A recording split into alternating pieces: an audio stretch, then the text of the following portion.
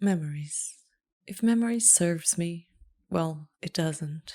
Memories, myths, legends, all cut from the same cloth. Stories told over and over become independent, standing on their own 2 feet, no longer attached to facts. They never were factual. An event takes place in front of hundreds of spectators. 1,000 different stories emerge. We might look at the same thing, but we don't see the same thing. Bound by our perceptions and points of view, each observer witnesses a different story. Over time, stories are molded, sculpted, and repeated until the memory fades away. All we are left with are stories.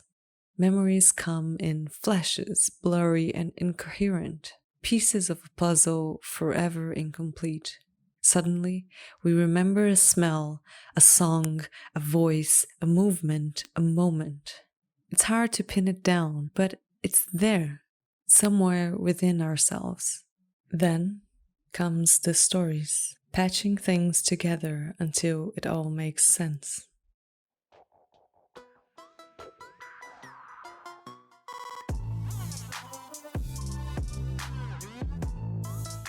Welcome to the Memento Mori Lab podcast. I'm Myra, your host and creative friend. In today's episode, we'll talk about memories. The more I learn about art, artists, and their processes, the more I see how much we as creative people rely on memories to create our work. Life is all about experiences, isn't it? Memories evoke emotions that we then try to translate into our art in the hopes that it will evoke emotions from the viewer, from the reader, spectator, whatever.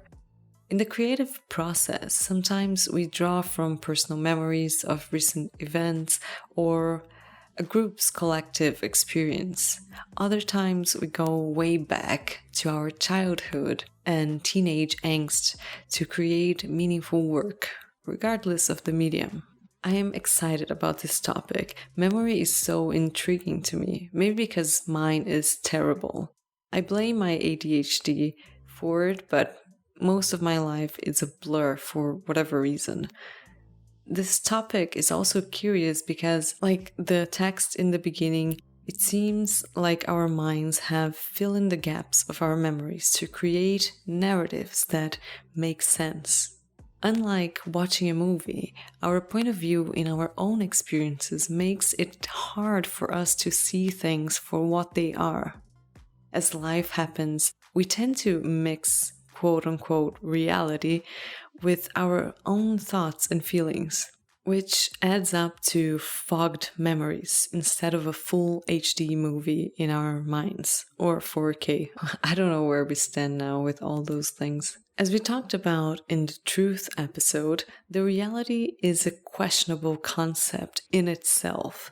So if you haven't listened to that one yet, maybe check it out after this one. But don't worry, the order doesn't matter. Anyway, if we can't even trust reality to be as factual as we want it to be, how can we trust our memories? If you think back to one of your memories, can you really remember being there or see the moment unfold before your mind's eye? Or is it more of a feeling of that moment? Or is it the story of that moment that you remember?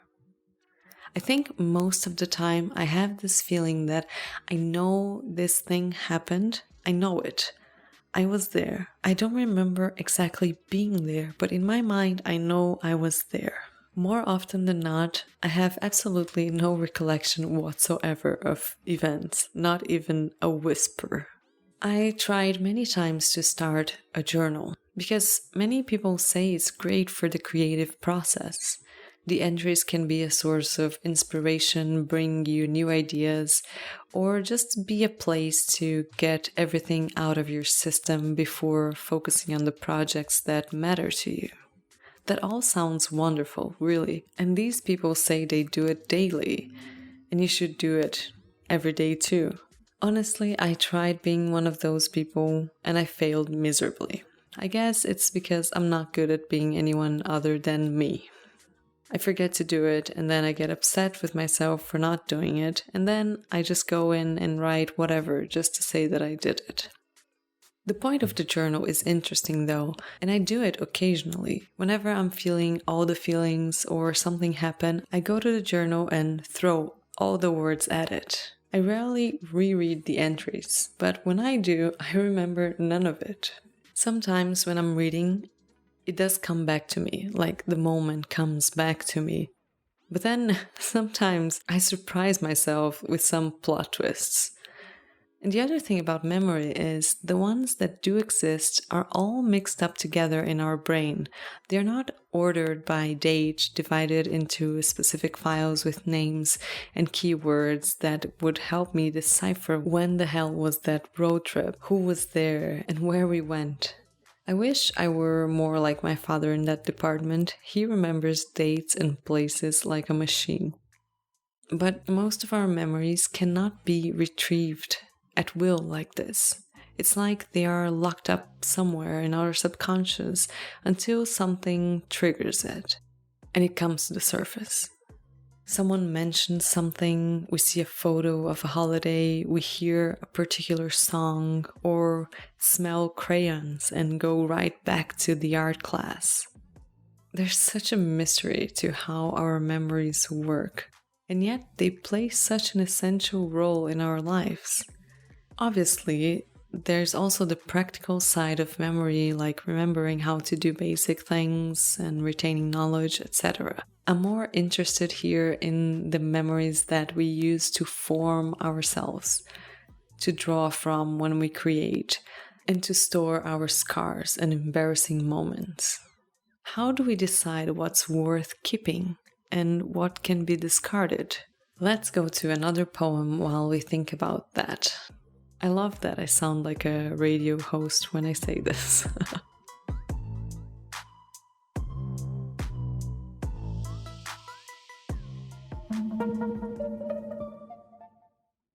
Not worthy of remembrance. My mind plays tricks on me, melting memories together in the molds of my plots. Developed over the years, these narratives of delusion mend my shattered recollections. My mind deemed most of my life not worthy of remembrance, except for some scars and tears. I remember the stories told 1,000,000 times, but not the moments. Those vanished forever.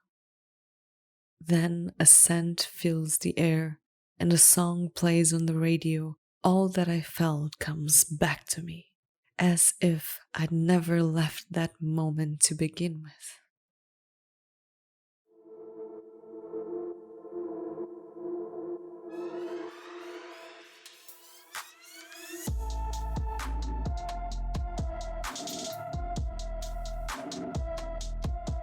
The famous writer, I'm not sure how to say his name, but it's Marcel Proust, I don't know.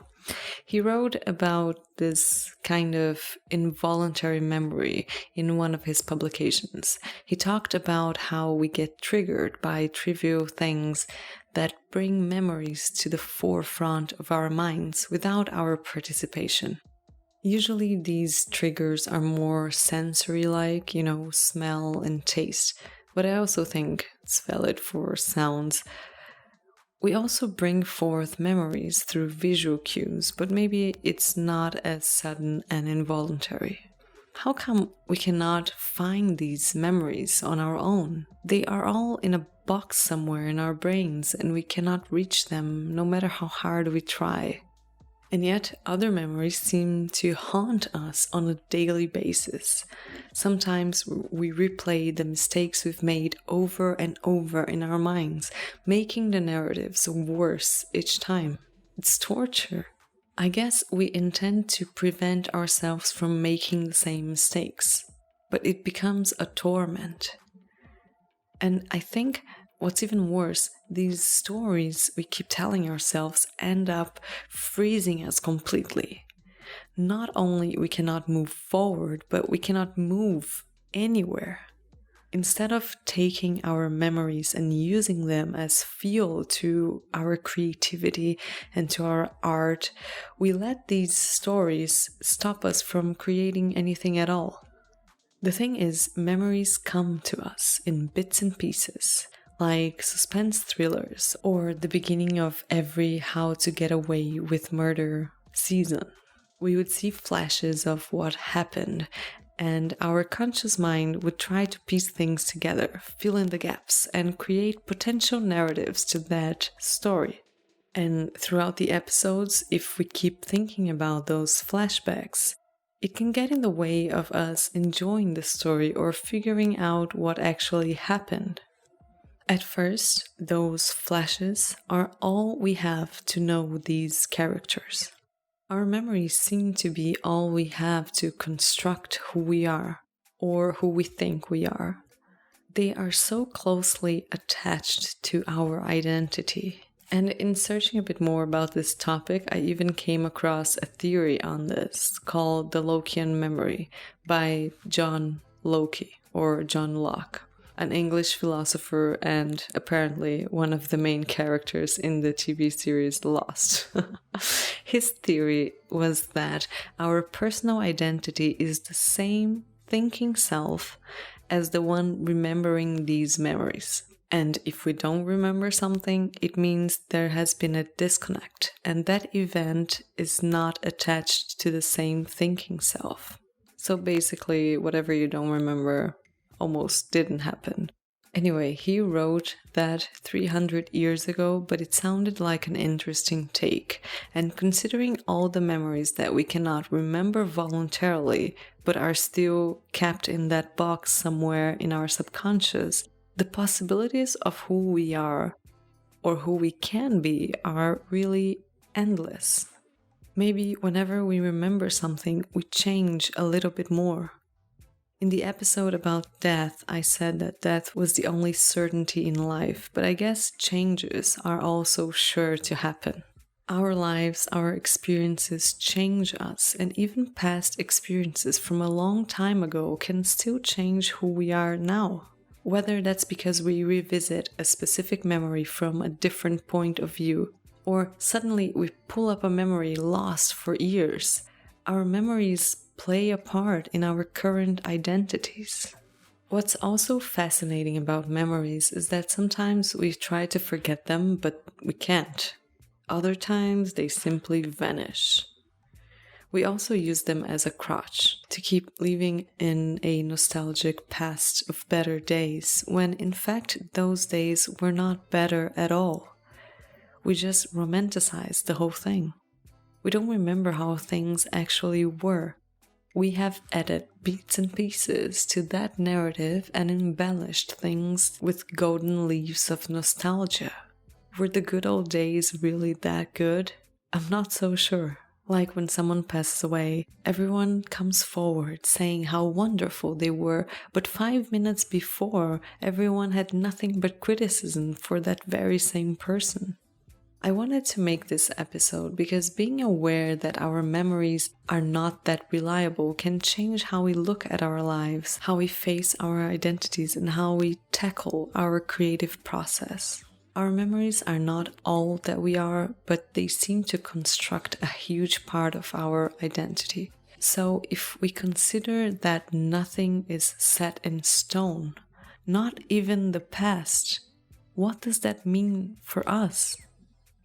Before we end today's episode, here is a poem about one of my favorite memories.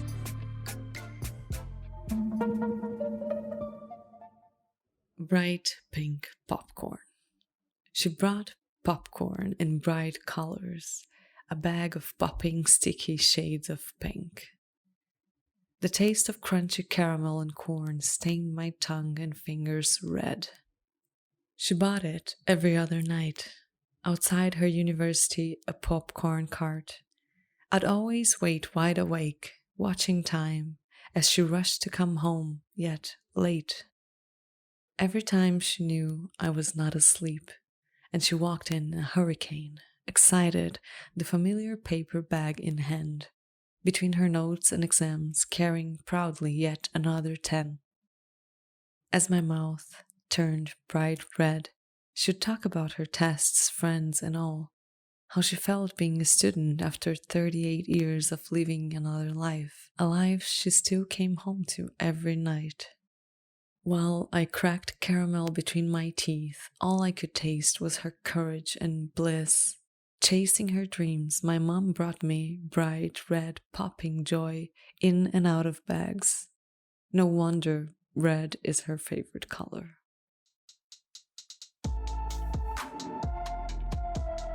What is one of your favorite memories? Do you think we can deconstruct our memories and look at them from a different angle? Hit me up on Instagram at memento.mori.lab and let's chat. If you like this episode, or even if you just want to help out a friend, meaning me, please share it with your creative friends. It would mean a lot. And who knows, it might help them too. I'm not sure with what, but it might. Thanks for hanging around till the end. See ya.